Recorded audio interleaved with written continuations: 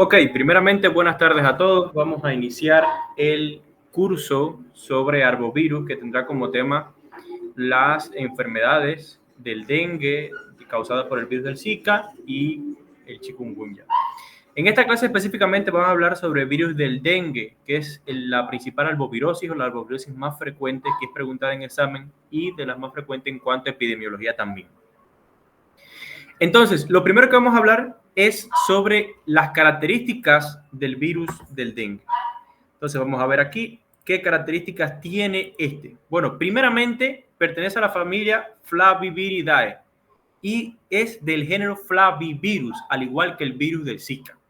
Al final, en la tercera clase, vamos a establecer unas diferencias importantes entre cuadro clínico, lo que se encuentra en el laboratorio, de estos tres virus: el virus del dengue, el virus del Zika y el virus del chikungunya.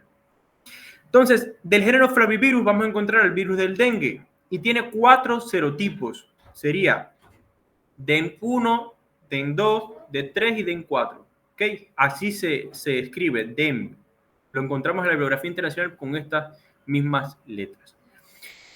Entonces, las características principales van a ser que tiene un virus, es un virus de ARN de cadena sencilla, quiere decir un virus ARN monocatenario o que tiene una simple cadena, ¿ok? Esto es lo principal. Y es de tipo ARN, no ADN como la información genética que tenemos nosotros, sino que es un virus de ARN de cadena sencilla o monocatenario. La segunda característica es que esa información genética, ese ARN, va a estar cubierto o protegido por una cápside icosaédrica, que es esto que está por aquí más o menos. Esta es la cápside icosaédrica. Y a esa cápside se le van a asociar la proteína C o proteína de cápside y por encima de ella va a estar la proteína de membrana o M. Mientras que en la parte más externa vamos a encontrar una envoltura lipídica en forma de bicapa lipídica. Disculpen aquí la U. Envoltura lipídica en forma de bicapa. Y a ella se le van a insertar la proteína E o proteína de envoltura. La proteína E y la proteína M van a servir en la patogenia del virus para permitir unirse a esas células a las cuales va a utilizar el virus del dengue para reproducirse o replicarse, que es como se dice a nivel viral, y de esta forma van a ser las proteínas que van a tener la principal acción en cuanto a la unión a esas células. Ok, recuerden suscribirse al canal desde ahora mismo que están viendo la clase y vamos a seguir con otras características del virus del dengue. Vamos a ver la patogenia del flavivirus. En este caso vamos a ver de la parte del género, del género flavivirus, que abarca tanto el dengue como el Zika dentro de lo que vamos a ver en este curso de arbovirus. Lo primero que va a ocurrir, ¿qué va a ser? Bueno, primeramente ese virus del dengue se va a unir a determinados fragmentos o anticuerpos que pueden estar recubriendo determinadas células. ¿Cuáles células van a ser? Por ejemplo, los macrófagos, los monocitos sanguíneos, que es principalmente los que permiten la entrada del virus, ya que se pegan a esos anticuerpos que están por su fragmento FC unido a esos macrófagos y penetran a ese sitio. ¿Por qué? Porque los macrófagos también tienen capacidad fagocítica, se comen a lo que se encuentran, al antígeno. En este caso el antígeno va a ser viral, pero no va a ser un antígeno para destruirlo, sino que el virus va a utilizar la célula o ese macrófago a sus funciones. ¿Cómo lo va a hacer? Primeramente entra y va a formarse un endosoma, quiere decir, el virus va a estar recubierto por una membrana y todo eso se va a llamar endosoma. Por el pH ácido de la célula, pH ácido de la célula, ese virus va a liberarse, quiere decir, primeramente se va a liberar de la envoltura, después de la cápside y finalmente va a quedar el ARN monocatenario. Pero ese ARN monocatenario no se va a quedar así, sino que va a ir a unas estructuras llamadas ribosomas a nivel celular y esa información genética que tiene ese ARN la va a traducir en la generación de una poliproteína, es decir, una proteína grande. Vamos a pintar aquí. Imagínense que esta es la poliproteína. Pero esa poliproteína se va a fragmentar en proteínas individuales. Quiere decir, imagínense un hilo que lo están cortando por varias partes. Esto mismo es lo que ocurre. Una poliproteína es una proteína larga que va a picarse, va a fragmentarse para dar lugar a proteínas que van a servirle a ese virus. ¿Cuáles van a ser? Proteasa, ARN polimerasa, es decir, que le va a servir para generar nuevos ARNs iguales al del virus que entró a la célula. También va a generar la cápside, que es decir, proteínas que permiten la generación de esa cápside, y se puede ver, y proteínas de envoltura también, es decir, proteínas E. Por tanto, una poliproteína que es larga se fragmenta en proteasa, una ARN polimerasa, una cápside, proteínas de envoltura, quiere decir que van a generar, mediante una proteína grande, se van a generar pequeñas proteínas.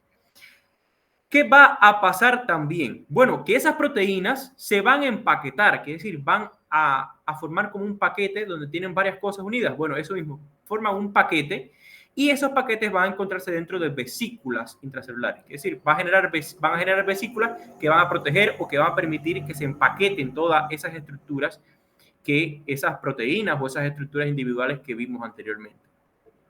¿Y qué más va a ocurrir? Bueno, después, ese virus, después que está empaquetado, después que se forma, quiere decir que ese ARN viral también se replicó, se unen todas esas estructuras, quiere decir esa ARN, esa cápside, esas proteínas, y finalmente, ¿qué va a ocurrir? Bueno, que van a salir de la célula, ¿ok? Se libera ese virión, se libera esa célula, ¿ok? Eso es lo principal que ocurre a ese nivel. Entramos, se adhieren, forman un endosoma, se quita la envoltura, se quita la cápside, queda esa ARN que se traduce en una poliproteína. Esa poliproteína después se fragmenta para llevar a cabo un proceso de empaquetamiento dentro de vesículas intracelulares como las que vemos aquí. Y además de eso, lo principal que pueden tener también es de que, a pesar de esto, las características principales que van a ocurrir es que después del empaquetamiento va a salir en forma de virión. Y después que sale, ¿qué va a provocar? La lisis celular, es decir, que muera esa célula. Esto es lo principal en cuanto a la patogenia. Pero específicamente a la patogenia del dengue, ¿qué va a ocurrir? Bueno, primeramente el virus se transmite a través del mosquito Aedes aegypti, quiere decir, un mosquito que picó a una persona que estaba infectada con dengue. Esa persona que estaba infectada con dengue la picó ese mosquito, que no tenía el dengue antes, sino hasta que picara a esa persona. Y después, ¿qué va a ocurrir? Que ese mismo mosquito va a transmitirlo a otra persona sana a través de la picadura. Pica ese mosquito a esa persona y inocula ese virus dentro de la persona sana a la que se le inocula el virus. Pero este virus va a viajar hasta los ganglios linfáticos, estructuras importantísimas dentro del sistema inmunológico que hemos visto en el curso de inmunología. Y dentro de ellos, ¿qué va a ocurrir? Replicación a ese nivel, es decir, a nivel de ganglio linfático va a ocurrir una replicación, ¿okay? Es lo principal que ocurre a ese nivel. Después de ese ganglio linfático pasa a sangre y de la sangre se distribuye hacia el sistema nervioso central, hacia estructuras como el miocardio, hacia el endotelio vascular y hacia el músculo liso, ¿ok? Esto es lo principal. Pero cuando se distribuye hacia esos sitios, va a estimular al sistema inmunológico, quiere decir, va a estimular a ese sistema inmunológico.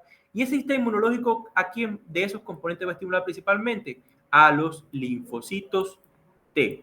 Esos linfocitos T van a desencadenar respuesta frente a ese antígeno viral, que si este es el antígeno viral, este linfocito T va a desencadenar respuesta frente a ellos. ¿Y qué va a ocurrir? Fenómenos inflamatorios que van a dañar los vasos sanguíneos, ¿ok?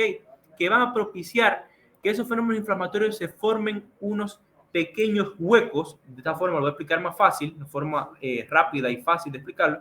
Se formen huecos, quiere decir espacios entre las células y por tanto aumente la permeabilidad vascular, quiere decir que salga líquido de esos vasos sanguíneos. Pero no solamente líquido, sino el plasma, en este caso, que es lo principal que sale, y además de B, también alguna que otra proteína también puede salir.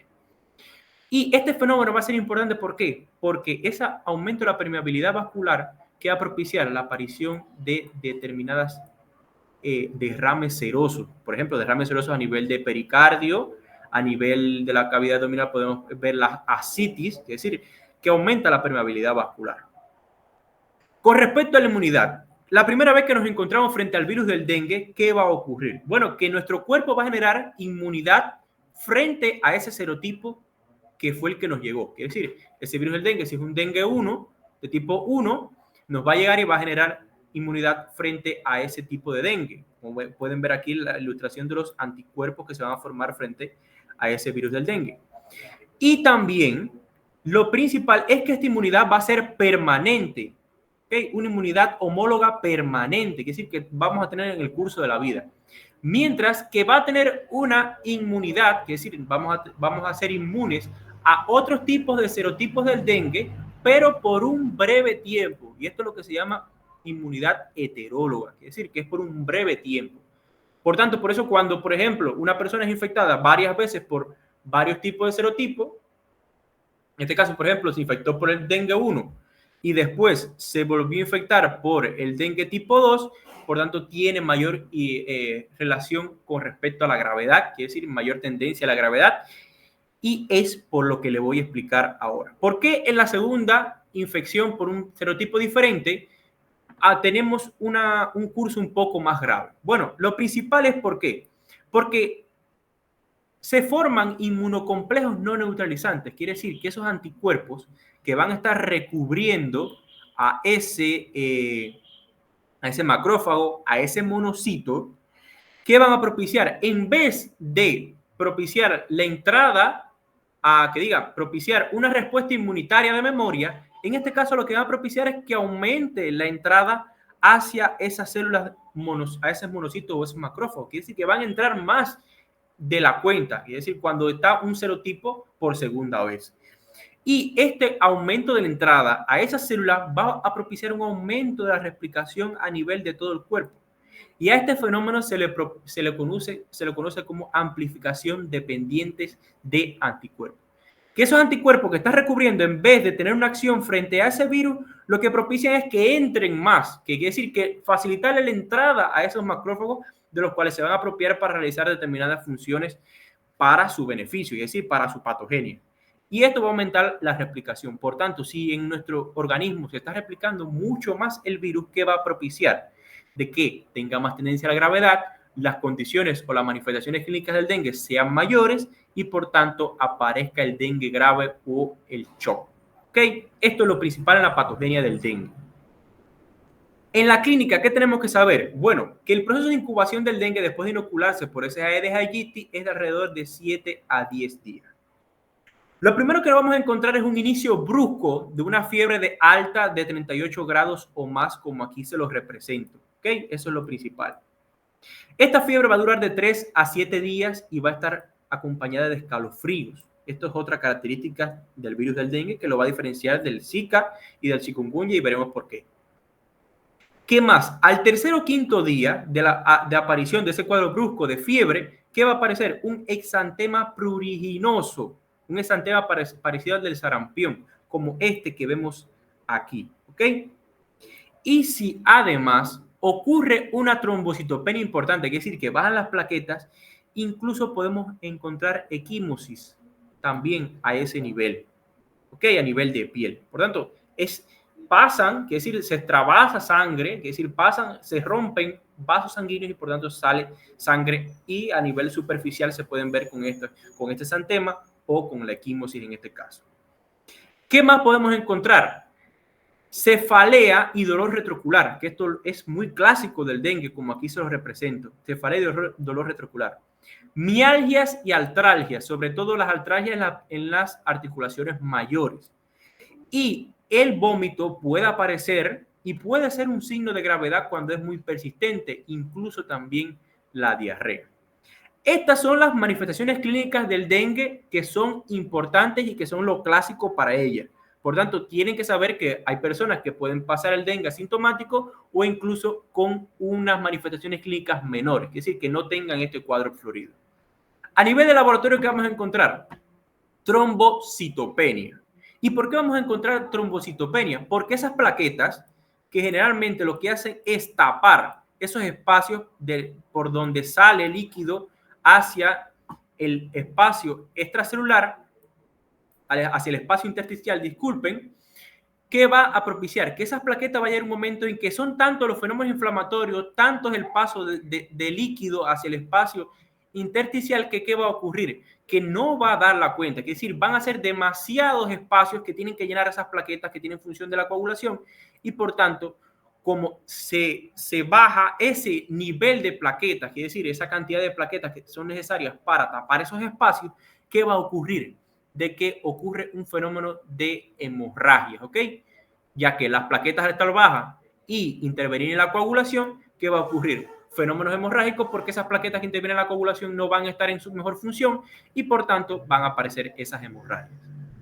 El hematócrito puede elevarse, ¿por qué? Es un signo grave del dengue muchas veces. ¿Por qué? Porque el hematócrito es el volumen de glóbulos, ¿cómo se llama? De glóbulos rojos en la sangre, ¿ok? Vamos a ver un frasco, un ejemplo que le voy a poner, un frasco que está con una cantidad de plasma y una cantidad de glóbulos rojos, que es esto que está aquí. Estos son los glóbulos rojos. Imagínense que estos los glóbulos rojos y lo que está arriba es plasma. ¿Qué pasa? Que cuando aumenta la permeabilidad vascular, que es decir, sale esa cantidad de plasma, esa cantidad de líquido, por tanto va a quedar más glóbulos rojos que plasmas en este recipiente. Este es el ejemplo clásico que le pongo. Por tanto, el hematócrito, como mide el volumen, es decir, el volumen de glóbulos rojos, al tener poquito plasma y gran cantidad de glóbulos rojos, por tanto el volumen de glóbulos rojos va a ser mayor y por tanto el hematócrito va a elevarse. Por eso se eleva muchas veces, sobre todo en la fase crítica del dengue. También podemos encontrar IgM e IgG elevadas en la fase de recuperación. ¿Por qué? Porque genera una inmunidad, es lo principal. Y la IgM específicamente, que es la que más se ve, va a ser detectable de 3 a 5 días de inicio del cuadro clínico y va a ser positiva al final de la primera semana. Por eso generalmente se hacen pruebas alrededor del sexto día para detectar IgM, dengue, y por tanto se puede decir que puede tener el diagnóstico de esta patología. Vamos a ver ahora las pruebas diagnósticas que se utilizan. Generalmente pueden encontrarse muestras de sangre, incluso puede ser muestras hepáticas también, porque el dengue también tiene acción sobre los hepatocitos, provocando fenómeno inflamatorio y hepatomegalia. Pero generalmente la muestra que se usa para todo el mundo es la sangre. ¿Y qué pruebas diagnósticas importantes podemos tener? La UMELISA Dengue IgM Plus es una prueba que se utiliza mucho. ¿Qué es lo que detecta? Anticuerpos de tipo IgM frente a ese virus del dengue. Por tanto, prueba serológica importante, UMELISA Dengue IgM Plus. ¿Ok? Otras que se pueden utilizar puede ser la reacción en cadena de la polimerasa o PCR. ¿Qué es lo que va a detectar? Ese ARN monocatenario. En este caso, les represento aquí un virus del dengue, pero vamos a representar un ejemplo, un ARN. Este es un ARN de simple cadena, que es lo que va a detectar este ARN de simple cadena. Por eso es lo que detecta la reacción en cadena de la polimerasa. Esto es lo principal en las pruebas diagnósticas. Vamos a ver la clasificación del dengue y la conducta con respecto a ello.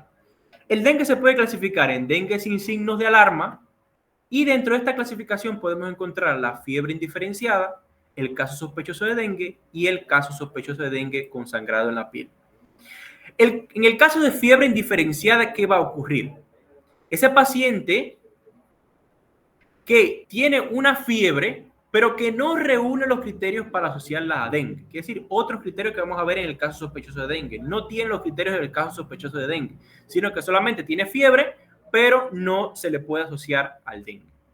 En el caso de que sea caso sospechoso de dengue, tiene que encontrarse fiebre más las características clínicas de ¿qué? Cefalea y dolor retroocular, artralgias o dolores articulares y mialgias o dolores musculares. El exantema que vimos o el rash, manifestaciones digestivas como vómitos y diarreas, pero no llegar a un nivel mantenido, que es decir, vómitos esporádicos que pueden aparecer, pero sin llegar a ser un dengue grave.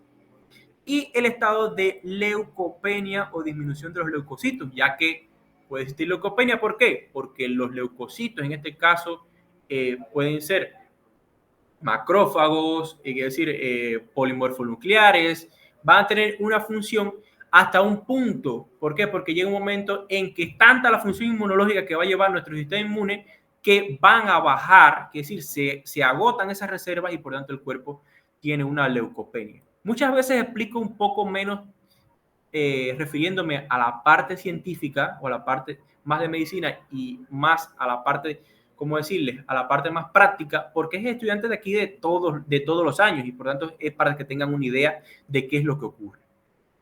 En el caso sospechoso de dengue con sangrado en la piel, ¿qué va a ocurrir? Bueno, va a ser una fiebre que se puede decir que es fiebre de dengue porque tiene más de 38 grados, con escalofríos acompañadas generalmente, que dura de 3 a 7 días, y además tiene la característica de sangrados en la piel, que es decir, petequias, y la prueba del lazo positivo. La prueba del lazo positiva, que es una prueba que voy a explicarle de manera somera, se le, ¿cómo se llama? Imagínense que este es un brazo de una persona, se le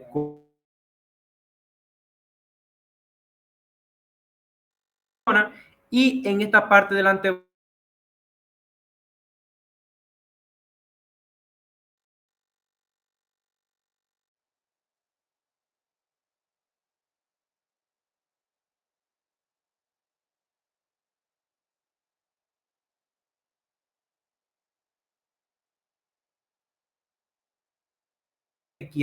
a ese nivel del antebrazo. Una manera somera de explicar lo que es la prueba. ¿Y qué conducta vamos a llegar en el dengue sin signos de alarma? Este que está aquí. Dengue, disculpen. Dengue sin signos de alarma. Bueno, vamos a tener que tomar en cuenta el hematócrito y las plaquetas. Es decir, se hace la prueba para ver en cuánto están. Hidratación de tipo oral, con un mínimo de 5 vasos de 8 onzas al día. Tienes que vigilar signos de alarma que veremos, ¿ok? ¿Ok? En que tienes que vigilar, importante, vigilar signos de alarma del dengue. ¿Ok? Es lo principal. Recuerden que estamos en dengue sin signos de alarma. Vigilar signos de alarma del dengue. También mantener un espacio de reposo, que es decir, mantener reposo en ese paciente. Y en caso de dolor, es decir, en este caso podemos administrar paracetamol, en el caso de la fiebre también. Menos de 4 gramos diarios en adultos y 10 miligramos por kilo dosis cada 6 horas en niños. Administración también de compresas y no administrar AINES, esteroides o antibióticos. ¿Por qué? Porque los AINES van a propiciar un aumento del fenómeno inflamatorio, es decir, del fenómeno de hemorragias. Los esteroides tampoco, y los antibióticos porque no van a tener utilidad frente a infecciones virales. Los antibióticos son para infecciones bacterianas. Por tanto, esto es lo principal en el dengue sin signos de alarma. También tenemos que tener clave en cuanto al dengue con signos de alarma, que es, lo podemos clasificar en casos sospechosos de dengue con signos de alarma. Esto es lo principal, cómo lo clasificamos el dengue con signos de alarma. ¿Qué vamos a encontrar ahí? Signos de alarma clásicos: dolor abdominal intenso y mantenido, vómitos reiterados o diarreas abundantes, un descenso brusco de temperatura que puede llegar a la hipotermia, inquietud o somnolencia, postración excesiva, una hepatomegalia mayor a 2 centímetros. ¿Por qué? Porque el dengue puede atacar a los hepatocitos y puede propiciar fenómenos inflamatorios o acciones del sistema inmunológico a ese nivel y aparecer hepatomegalia o aumento del tamaño del hígado. Derrames serosos, sangrado de mucosas y elevación brusca del hematócrito, que es cuando vimos cuando hay mucha extravasación de plasma. ¿Qué vamos a realizar? Hematócritos y recuentos de plaquetas seriados. Tienes que buscar ascitis hidrotora porque eso va a permitir decirte que está extravasándose plasma. Hidratación endovenosa con suero salino fisiológico 10 miligramos por kilo en 1 hora. Y garantizar signos vitales y diuresis cada 4 a 6 horas. Esto es en el dengue con signos de alarma, donde va a encontrarse toda esta cantidad de signos de alarma. ¿Ok? Esto es lo principal, puedes revisarlo después, incluso la clase se va a subir y estaré avisando por los grupos. El dengue grave, ¿qué se caracteriza por qué? Porque es un caso sospechoso de dengue con choque, es decir, manifestaciones que pueden decirte que está en choque ese paciente. ¿Qué manifestaciones va a ser? Tensión arterial sistólica menor a 90 milímetros de mercurio. Tensión arterial diferencial menor o igual a 20 milímetros de mercurio. Es decir, una tensión arterial diferencial que es bastante corta entre la sistólica y la diastólica. Y signos de choque clásicos que vamos a encontrar en este paciente: por frialdad, llenado capilar lento, un pulso filiforme, un pulso débil, confusión mental e incluso hipoxemia cuando se compromete el sistema respiratorio, en este caso el aparato respiratorio. ¿Qué es lo que tenemos que hacer? Medidas de UCI. Eso lo lleva a cabo el personal de unidad de cuidados intensivos.